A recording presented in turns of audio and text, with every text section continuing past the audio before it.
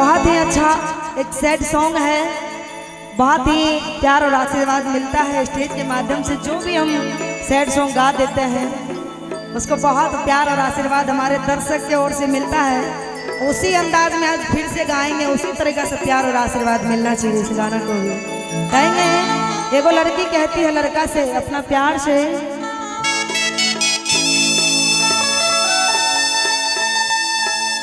कि तोहरा के रखल रहिया हारे दिल के भीतरिया रे जानो, कि दिल के भीतरिया हम खाइए ले लियो ना तोहरा नाम के जहरिया जान खाइए ले लियो ना तोहरा नाम के जहरिया जान खाइए ले लियो ना तोहरा नाम के जहरिया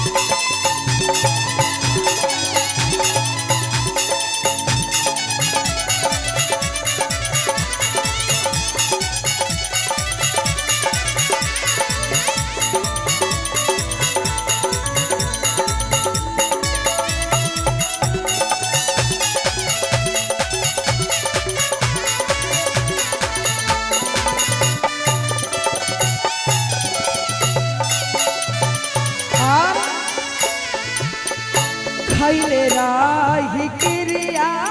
कबो साथ नाही छोटी रे जानू,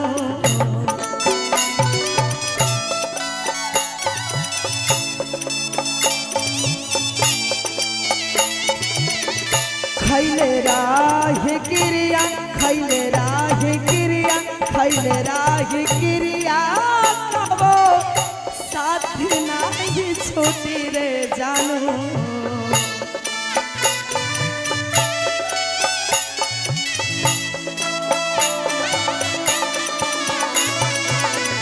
तो काहे सटल जाके दोसरा के भिरिया रे जानू, दोसरा के भिरिया हम खाइए ले लियो ना तोहरा नाम के जहरिया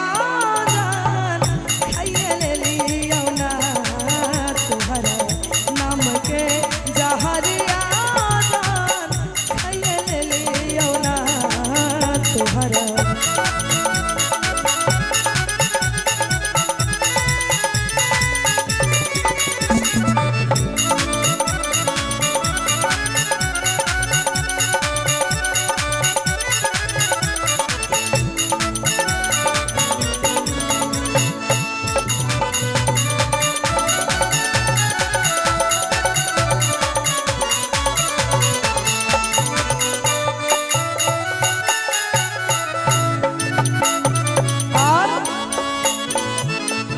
देखली है आके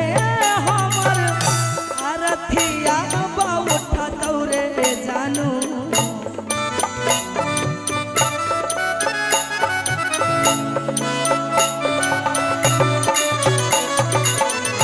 देखली है आके देखली है आके देखली है आके लाठी हमारा उठत रे जानो